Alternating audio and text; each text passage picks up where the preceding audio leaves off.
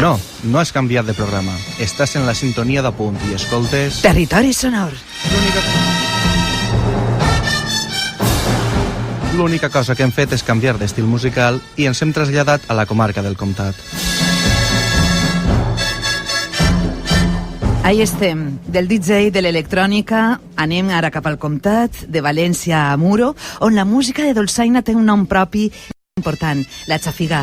Va néixer a Muro del Comtat l'any 1980, quan Jaume Gosalves Pastor, dolçainer, i el tabaleter Rafael Climent s'ajuntaren per assajar en un celler.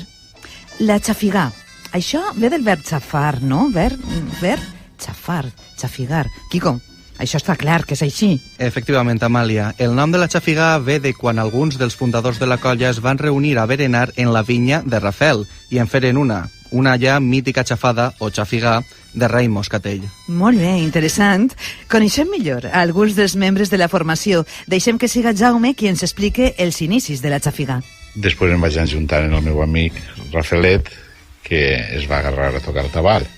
I entonces van començar en pla autodidactes a dependre. Es van incorporar 2 amics més en la fila Maseros i ja van formar el grup, els 4 inicialment. A partir d'aquest any, en el 82, ja és quan comença la xafigà com a grup. Fins d'aquest any, uns anys antes, havíem anat un poquet en solitari, però, bueno, la realitat és que la xafigà comença en el 82 en l'enjuntar d'estos 4 amics. Jaume Gosalves, fundador de la xafigà, podem preguntar-te si és veritat que la formació naix de la fila Maseros de Muro?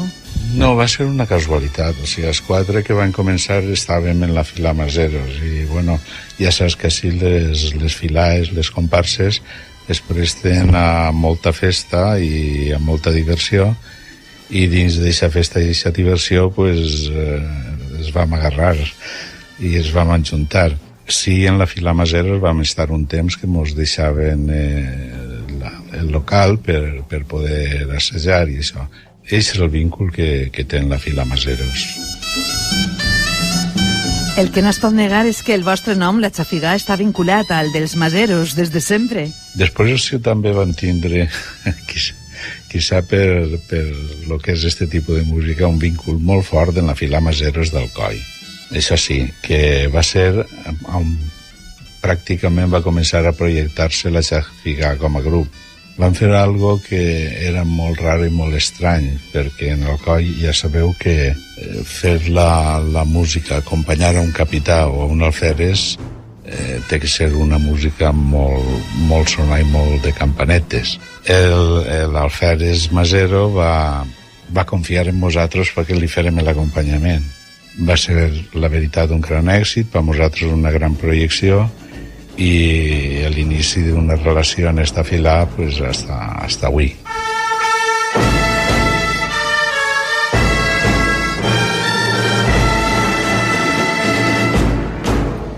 Però on obrem al Coi, sinó a les festes de Muro? Jaume, podem dir que el primer hit vostre va ser Xavier el Coixo? Sí, en realitat Xavier el Coixo va ser fruit d'esta alegria i esta festa que es munten les filaes. Juan García Iborra es va comprometre amb un amic de la fila Tarix a fer una música. El temps passava, les festes de Muro s'apropaven, en unes fetges com en Pasqua es vam ajuntar, es van posar en plan molt pesat que tenia que fer el coixo, La meva participació hi va ser com a escrivà. Ella anava cantant notes i em dia, anota, ves apuntant. I jo apuntava. I així va ser el primer coixo, que no es dia el coixo en principi, es va dir l'esperada. El coixo famós es va dir l'esperada en un primer moment. Que curiós. Parlem ara amb Jaume Gosalves Vallès, que és mestre dolçainer. Quantes versions té el coixo? Coixo, la versió original era una melodia sense paper de percussió, a una veu, i va haver un dolçainer des que van vindre a l'estrena, Ramon García d'Algemesí, que li va fer una segona veu, i podríem dir que això seria el que nosaltres hem elegit com perquè és una qüestió d'una elecció pura i dura, hem elegit com a el nostre estàndard, no? Una marxa mora a 2 veus en aquell primer arranjament de percussió escrit posteriorment de memòria, i després han hagut diversos grups de folk principalment que han fet versions. Hi ha una cosa del coixo, i és que el coixo és una peça de composició que ha transcendit, jo pense, el fet de que siga una peça contemporània relativament, sinó que ha entrat dins de l'imaginari col·lectiu valencià, bueno, en la nostra zona de moros i cristians per supost, però valencià. Jo pense que n'hi ha molt poqueta gent que no sent el coixo i no identifique què és el que està sentint en aquest moment.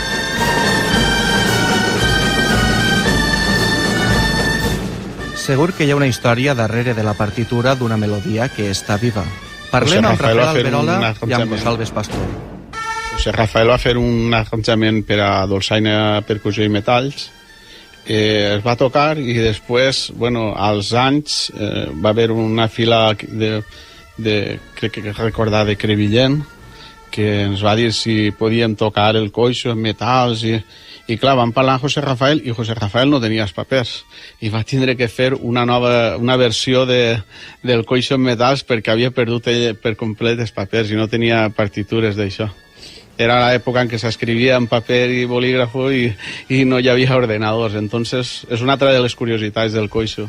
Actualment hi ha una versió que és més recient que la que va fer ell en Asipa Muro, però és per això, perquè ell no tenia els papers. En realitat el coixo quasi podíem dir que actualment és una versió de transmissió oral. Després ha sigut transcrita, però pràcticament és una versió, una música de transmissió oral. Estem aprenent molt amb vosaltres, Rafael Alberola i també Rosalbes Pastor. Gràcies per explicar-nos tota aquesta història que va al voltant del coixo, la partitura del coixo, que en qualsevol festa de moros i cristians lluís sempre. Ja no vos dic ni al coll. A mi se me posen els pèls de punta escoltant-la ara mateix. La xafigà és un niu d'anècdotes, com podem comprovar. Li preguntem a Jaume i a Juan Carlos Sempere quina característica diferencial té la música festera de Muro respecte a la d'altres localitats. En Muro, en general, tendim a fer la música festera, a apropar els tempos de la marxa cristiana i de la marxa mora i front a altres pobles de la contorna que fan tot el contrari. La marxa cristiana l'acceleren, la marxa mora la ralentitzen, aleshores n'hi ha una diferència molt marcada i nosaltres tenim la tendència contrària. Les marxes cristianes les aplatanem una miqueta, les baixem de tempo, i les marxes molt... En la banda també ho fa, vull dir, no? Ben poc de l'època que comentaven de José Rafael, perquè José Rafael ara és un gran amic meu i aleshores era el meu professor de composició, de direcció, i en ell em vaig curtir moltíssim, i si algo ell tenia molt clar és que algo que unís tant a cristians com a musulmans era que s'encaràvem els nostres déus per mig de la música i va intentar apropar els dos tempos. Per això penso jo que és una de les qüestions que fan que en Muro estiguen tan apropats els tempos de la marxa mora de la cristiana que noten tant aquesta acceleració especialment en la marxa mora. I com vos dic, qualsevol grup a qualsevol terra, en quan toca saber el coixo, el toca en el tempo de Muro. És la marca de la xafigà. Ens estem capbussant en la història de la xafigà i acaba d'aparèixer un nom ben important, el de José Rafael Pascual Vilaplana. El primer disc, enregistrat a Tabalet el març del 1993, va ser una altra fita per a la formació. El primer disc va ser una cosa d'un joven sol, com era, que es començava a despuntar un poc així en la música, en la direcció, com era José Rafael Pascual Vilaplana, que uns membres de la xafigà pues, li van fer una oferta un poc pressionant-lo de dir-li, bueno, José, anem a fer això i volem que ho facis tu. I ell, pues, com era ja aixina, pues, va dir sí. I mos va pillar uns quants que per nosaltres això era algo nou.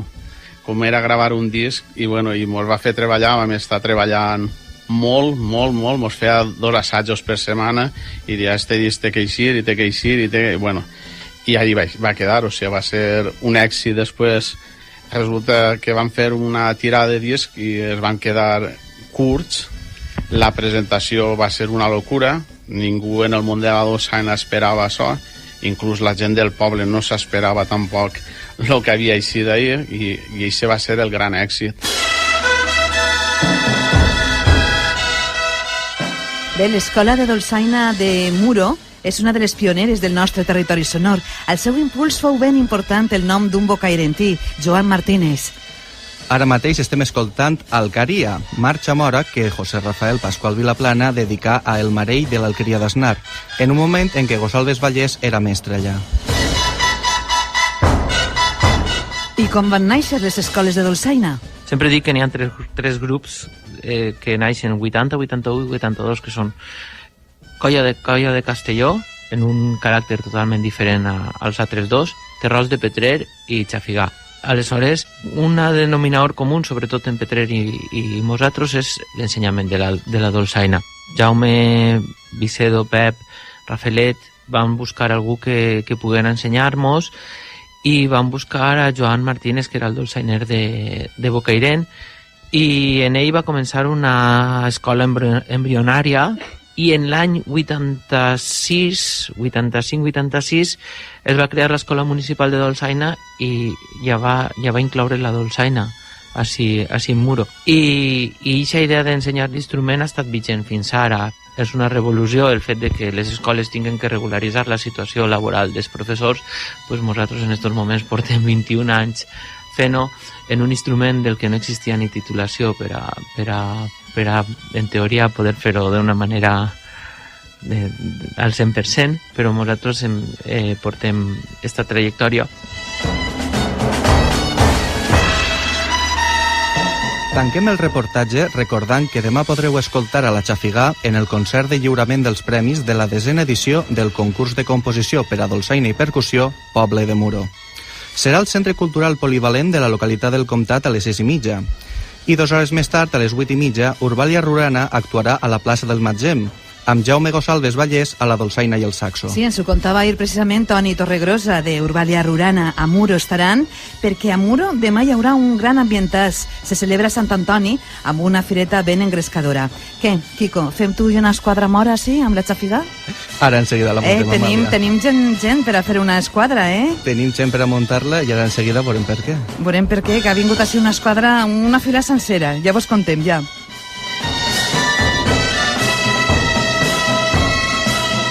Territori sonor d'Alcoi, 98.7.